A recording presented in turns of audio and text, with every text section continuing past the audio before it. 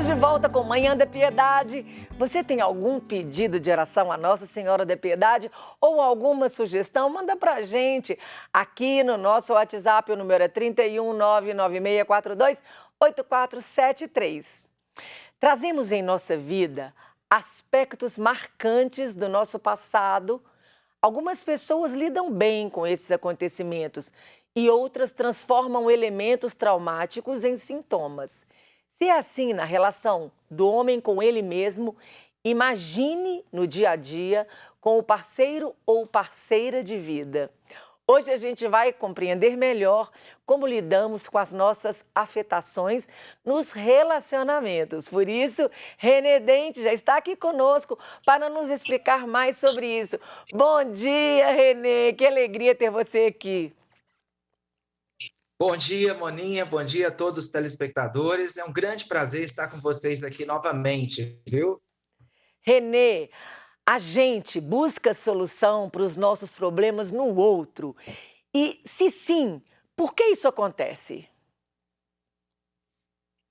Então, Moninha, eu vejo que nós buscamos comumente no outro a solução para os nossos problemas. Por quê? Eu diria que tem duas coisas que nós devemos pensar. Primeiro, é que na constituição da nossa personalidade, desde lá da primeira infância, nós temos uma relação com o outro, né? Que é a figura materna, que a gente na psicanálise chama de simbiose, é uma relação muito de união com a figura materna. Então lá já tem um outro, né? Nós depois rompemos, vamos tendo contato com o mundo, entra a figura paterna, e aí o outro vai sendo mais claro cada vez, né? Então nós, desde a nossa origem, em termos de personalidade, nós já temos uma figura de outro, né? Mas também no dia a dia nós nos deparamos o tempo todo com outros, né? E aí eu diria que tem vários outros, né? Sociedade, pessoas, pensamentos, ideias, várias coisas, né? Então, o outro está rodeando o nosso ser constantemente, né? E aí é bom que o outro está perto, a gente pode acabar colocando a culpa no outro. Freud, Exato, Maninho. Freud, ele Isso. diz que uma pessoa apaixonada é humilde. E aí, então, junto de eu falando desse outro, colocando de Freud, fazendo essa ligação toda. Então, eu coloco a culpa no outro, eu estou apaixonada e isso acontece, a pessoa apaixonada, ela é humilde? Olha, o Freud referia-se a isso por quê? Porque nós, em geral, na nossa cultura ocidental, sobretudo, né, nós achamos que estamos muito bem assim solidificados na nossa racionalidade, né? Nós valorizamos muito a nossa razão. Um filósofo lá da Idade Moderna, o meu xará, o René Descartes, ele dizia: penso, logo existo. Então, toda a nossa cultura está muito fundamentada naquela ideia da razão. Pensamos, conseguimos resolver o nosso problema.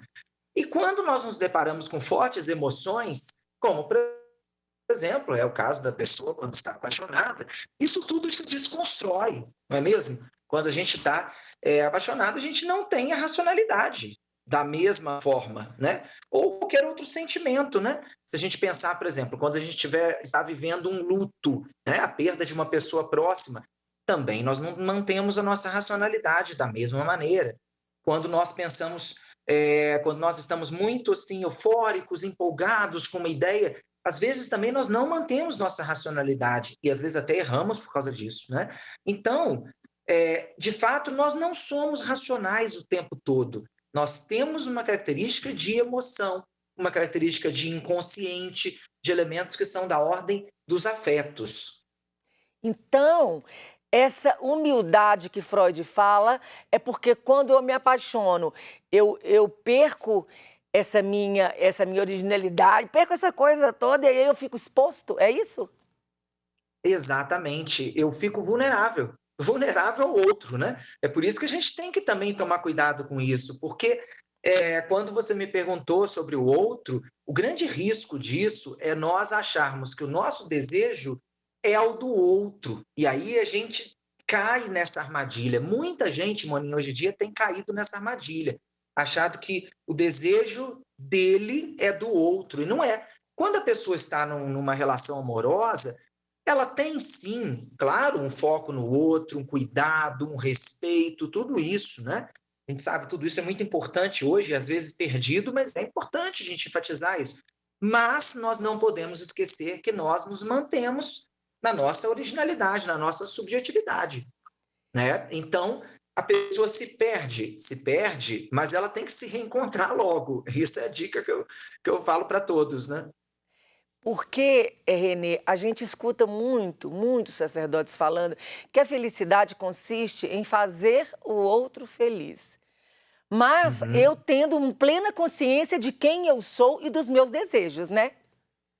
Exatamente, exatamente. É claro, eu vejo que, inclusive, é uma das grandes heranças do cristianismo é justamente essa abertura ao outro, né? Até se a gente pensar teologicamente, cristologicamente, o que Cristo fez foi uma abertura ao Espírito. Ele foi ser aberto ao Espírito e o Espírito foi edificando nessa figura da Trindade, né? Então, na relação com o Pai, essa unidade. Então, no fundo, esse é o grande legado, abertura ao outro, né? Só que isso traz para a gente uma edificação fantástica, né? Uma humildade, um aprendizado com o outro que é diverso a nós mesmos, mas a gente tem que saber quem que a gente é. Eu concordo com você plenamente. Temos que saber quem nós somos para nos abrirmos ao outro. Aí Uhum. sim, o desejo do outro não é o meu, né? É verdade. E numa época em que nós estamos na época de relacionamento líquido, em que a independência é tão exaltada. Essa coisa de relacionamento líquido também é uma peleja, porque nada, por ser líquido, não é sólido. E por que então a independência fica tão exaltada? Temos que ser independentes. Isso é um grande problema, né? Eu me lembro aqui, você falando do Papa Bento XVI, que ele ressaltava tanto isso em relação às famílias, né? Ele dizia como que na Europa, sobretudo, mas em toda parte do mundo, mas lá talvez já tenha começado esse processo há mais tempo, as pessoas não querem mais ter família, ter filhos, né? Por quê? Por que isso? Porque nós vivemos numa sociedade onde há um culto ao individualismo, ao egoísmo. Eu quero tudo para mim o tempo todo. Ora, mas isso é muito ruim. E eu digo mais, como psicanalista, eu vejo isso na clínica. As pessoas acham que conquistam a liberdade assim, só que elas acabam sendo aprisionadas mais ainda. Sabe por quê? A pessoa que vive para ela mesma não é feliz, não é feliz. Ela precisa se abrir, ela precisa estar numa relação de generosidade com o outro. Isso sim é um caminho de felicidade. Então, as pessoas acham que eu conquistei minha profissão, eu tenho a minha vida financeira independente, eu não preciso de ninguém, eu quero só viver para os meus prazeres. Lê do engano, Moninha, lê do engano. As pessoas que fazem isso, elas podem até, durante alguns anos, ter a falsa sensação que são livres, mas em algum momento elas vão se arrepender. Então, o que que é ter filhos, né? Você tem filhos, eu tenho filho, duas filhas, né?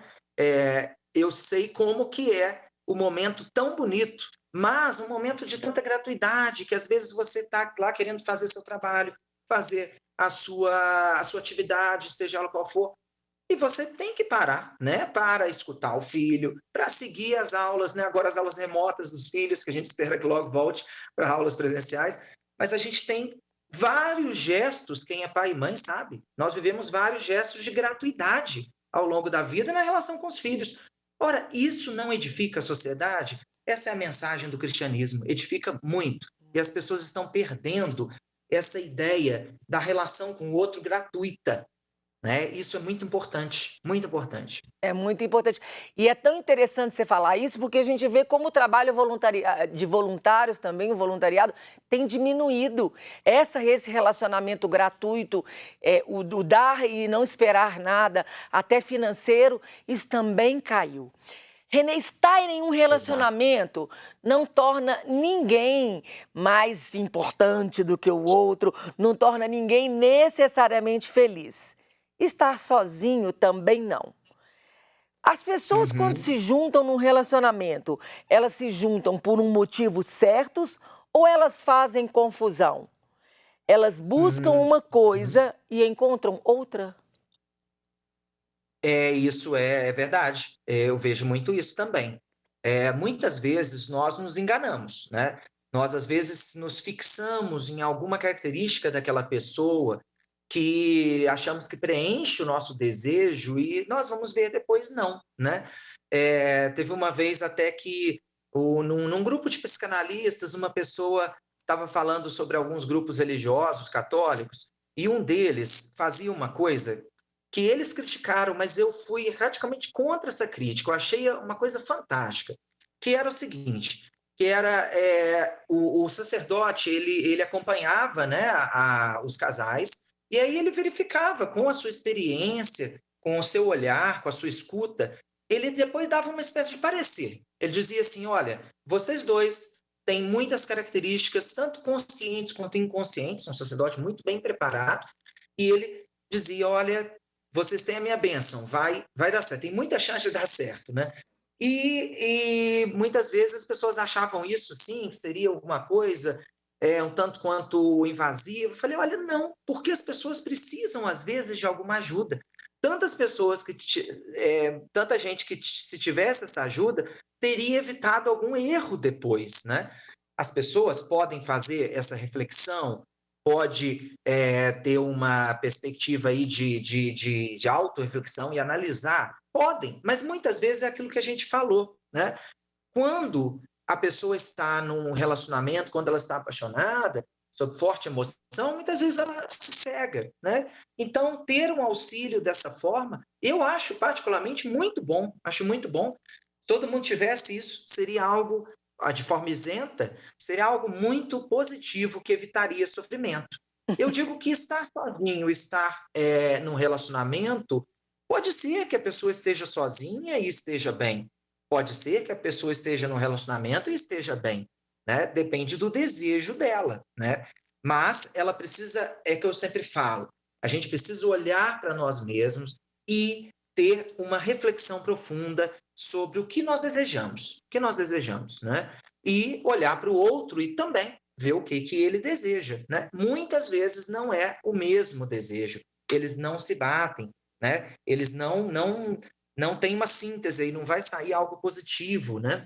Mas também eu acredito muito, Moninha, que as pessoas possam mudar, né? As pessoas podem começar num relacionamento de um jeito e se elas estiverem dispostas à mudança, à abertura, à escuta, né? Pode ser que tudo fique bem, né? Ai, maravilhoso, Renê. Quando a gente está aberto à mudança, aberto à escuta, aberto a aceitar os nossos erros, reconhecer e recomeçar, é sempre maravilhoso. De tudo que nós falamos, Renê, o que você acha importante deixar para quem nos ouve?